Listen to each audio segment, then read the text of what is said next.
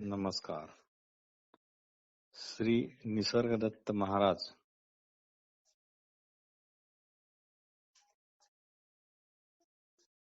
एक चिंतन संकलन भाग 2. एक चिंतन संकलन भाग 2. निसर्गदत्त महाराज म्हणतात, तुम्हाला फक्त वाटते की तुम्ही जगात आहात व तुम्ही व जग वेगवेगळे म्हणून आम्ही या जगात राहतो ना असेही म्हणता. पण माझे वेगळे आहे, किंबहुना जगा वेगळेच आहे.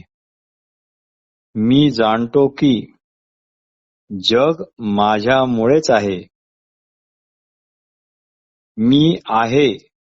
मी आहे म्हणूनच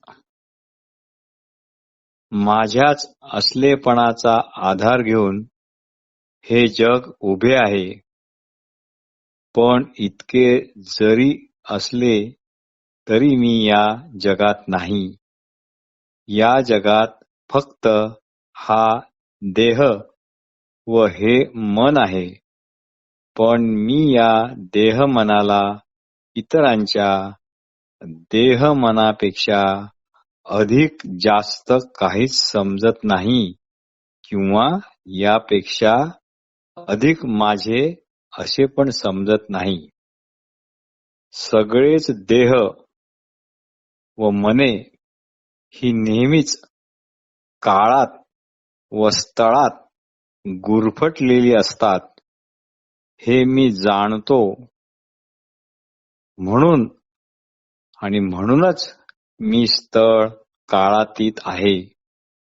तुम्ही विचाराल की मग मी जगाचा निर्माता वगैरे आहे काय? नाही, मी कशाचाही निर्माता नाही. सूर्यकिरणात तरळणाऱ्या असंख्य धूलिकणाप्रमाणे सर्व वस्तू माझ्याच प्रकाशात येतात, राहतात व जातात. इतकेच काय ते. त्याचा माझ्यावर काहीच परिणाम होत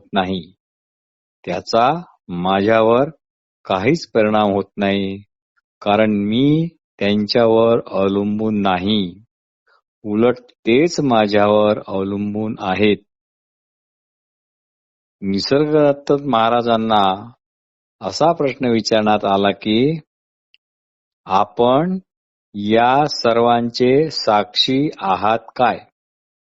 आपण या सर्वांचे साक्षी आहात काय? तर ते म्हणतात, साक्षी म्हणजे काय? ते म्हणतात, साक्षी म्हणजे काय? किंवा ते विचारतात, साक्षी म्हणजे काय? पाऊस आला, पाऊस पडला, पाऊस संपला, पाऊस गेला, पण मी भिजलोच नाही. हे ज्ञान, ही स्थिती संपूर्ण स्तब्धपणाची व निशब्द अशी मौनमय असते. ही स्थिती संपूर्ण स्तब्धपणाची व निशब्द अशी मौनमय असते. या स्थितीला तुम्ही ईश्वर म्हणा, परब्रह्म म्हणा, भूमा म्हणा, काहीही म्हणा, म्हणण्याला काही अर्थ नाही. कारण ईश्वर, परब्रह्म, भूमा इत्यादी निशब्द मौनमय स्थिती नसेल तर केवळ शब्द आणि शब्दच राहतात.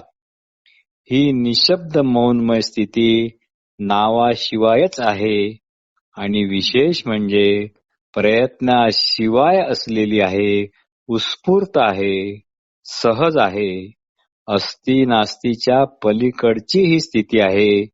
या स्थितीला जाणण्याचा एकमेव मार्ग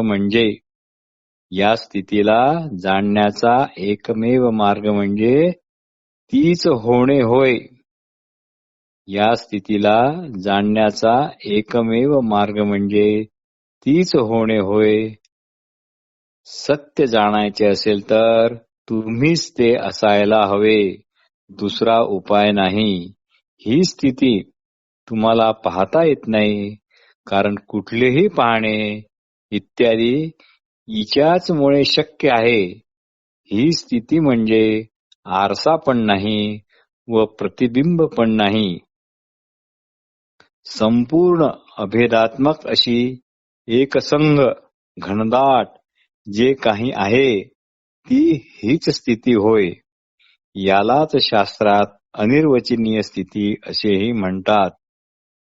तेथे स्वतंत्र व्यक्तिमत्व नसते, म्हणजे व्यक्ती म्हणून काही राहत नाही. पण हे सर्वांच्या लक्षात हे येत नाही, कारण निसर्गदत्त महाराज म्हणतात की तुम्ही स्वतःला व्यक्ती मानता, म्हणून तुम्हाला सारेच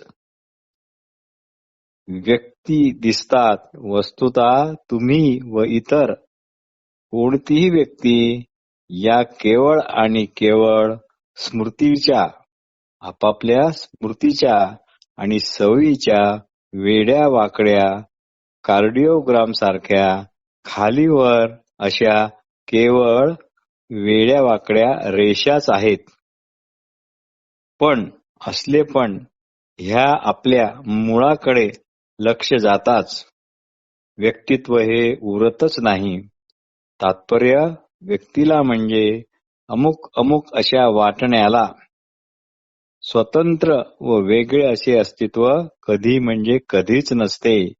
श्री निसर्गदत्त महाराज म्हणतात की हे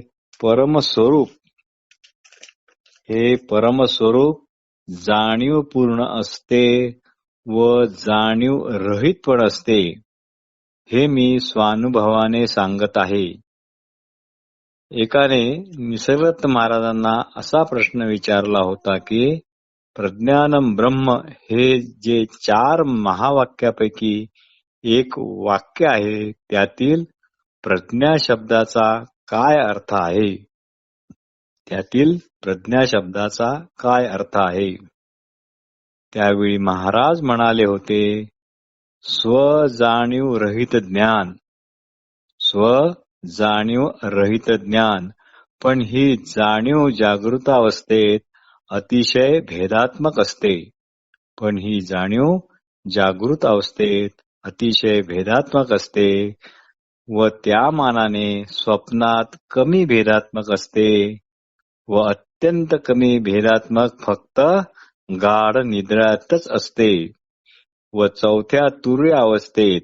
वस्तुतः ही चौथी अवस्था वगैरे नाही. त्या तुर्य अवस्थेत मात्र पूर्णतः अभेदात्मक असते, घनदाट असते, एकजिनसी असते. श्री निसर्गदत्त महाराज पुढे म्हणतात, इथेच खरी आत्मज्ञानी माणसाची वस्ती असते व ते इथेच आपल्या सत्य स्वरूपाच्या म्हणजे असलेपणाच्या सखोल मौनात निरंतर डुबलेले असतात. जग आणि मन ह्या केवळ अस्तित्वाच्या अवस्था आहेत, पण स्वस्वरूप काही अवस्था नाही. कारण श्री निसर्गदत्त महाराज या बाबतीत मोठे मार्मिक विधान करतात की जी अवस्था सर्वच अवस्थांना व्यापते ती कशाचीही अवस्था असू शकत नाही. ही स्वरूपावस्था हे कोरे असले पण कारणरहित, स्वतंत्र, पूर्ण, कालातीत, स्थळातीत, देह मन विषय वस्तू यांच्या अतीत असते. ही स्वरूपावस्था नित्य नूतन किंवा सनातन असते आणि नित्य नूतन असल्यामुळे कोणतेही चिन्ह मागोवा म्हणून ती मागे ठेवीत नाही. त्यामुळे ती अवस्था म्हणजे हीच अशी हिला ओळखता पण येत नाही. चिन्हे, प्रतीके, मार्ग इत्यादी काही इथे कामाचे नाहीत. इथे शोधाशोध, पळापळ करण्याची काही गरज नाही. अनेकता, विभिन्नता, भेदात्मका हे सर्व केवळ मनाचे आणि मनाचेच खेळ आहेत. पण स्वरूप ज्ञान हे घनदाट, एकसंग, सहज असे असते. आपल्या असणेपणा इतके सहज ते असते, पुराव्या विना ते असते, नित्य हजरच असते.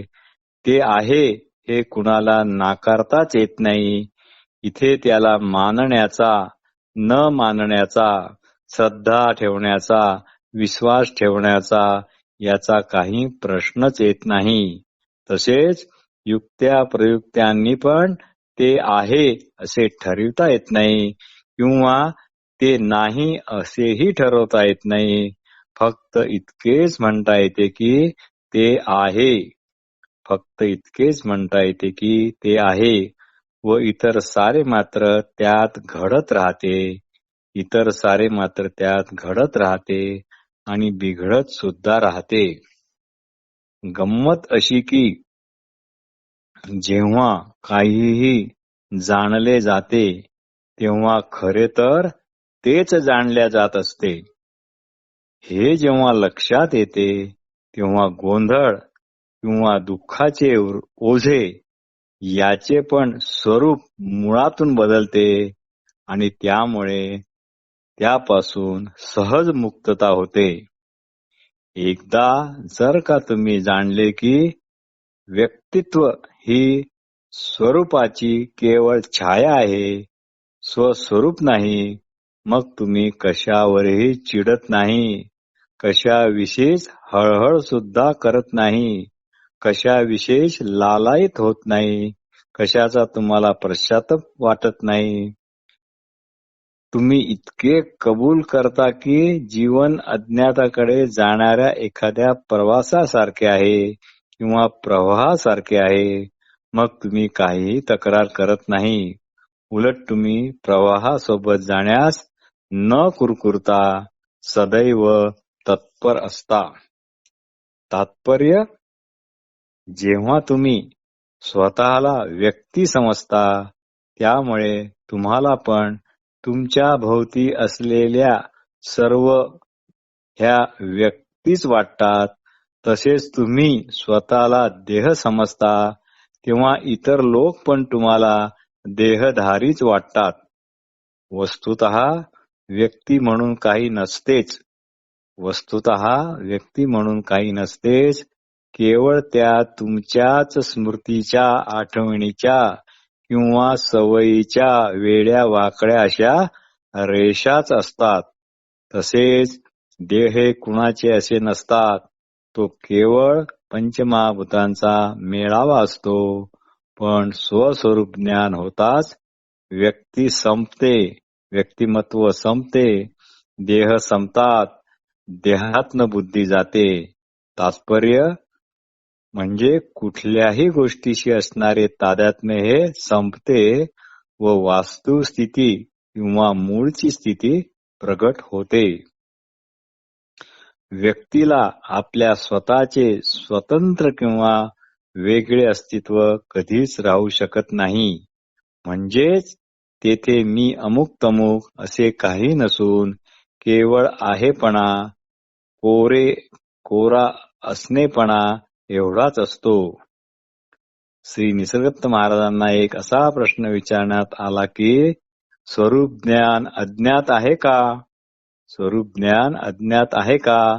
तेव्हा महाराज म्हणाले की ते ज्ञात व अज्ञात या दोघांच्याही पलीकडचे आहे.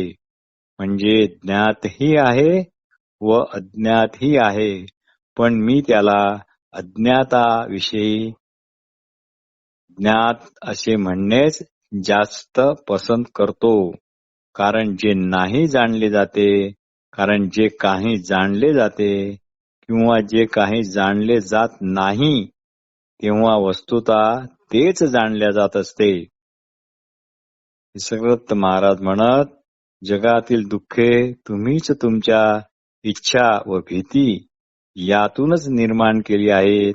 कारण तुम्हाला आपल्या स्वस्वरूपाचा विसर पडल्यामुळेच हे सारे असे झाले आहे.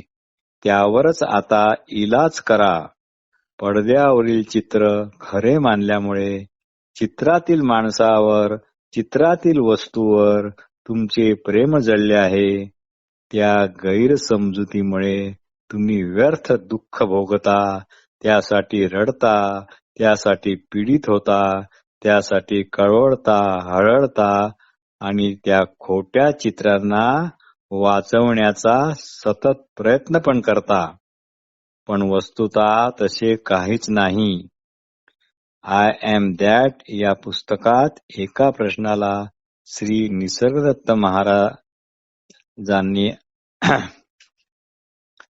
असे एक प्रश्न विचारला.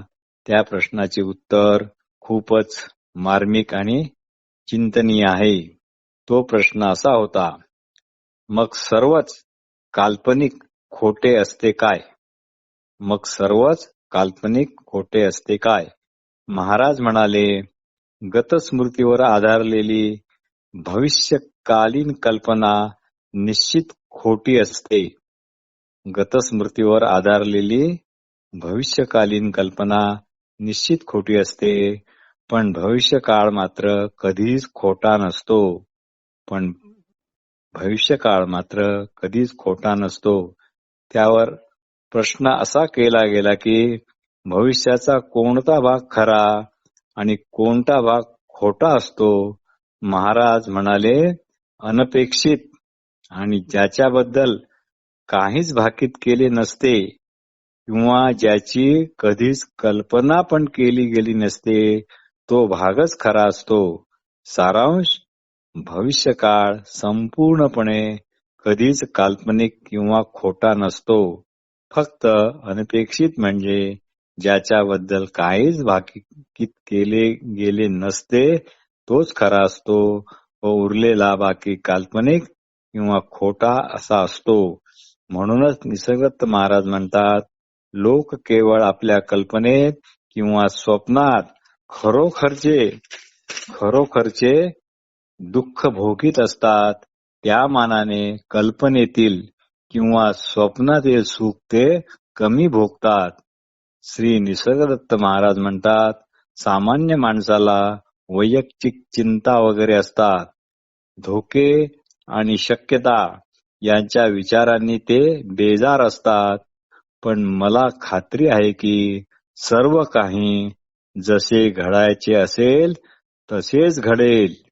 पण मला खात्री आहे की सर्व काही जसे घडायचे असेल तसेच घडेल. आणि जर काही वेगळे घडलेच तर काय घडले, का घडले, कधी घडले याला मी फारसे महत्व देत नाही. कारण मी सदैव अलिप्तच असतो.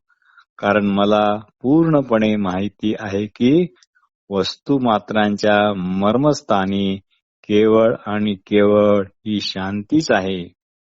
तात्पर्य, व्यक्तित्व हा भ्रम आहे व स्वचे तादात्म्य न हरवता सदैव दक्ष राहून आपल्या असणेपणावर तुम्ही लक्ष द्या. हीच माझ्या गुरुची म्हणजे श्री सिद्धरामेश्वर महाराजांची शिकवण आहे. नमस्कार.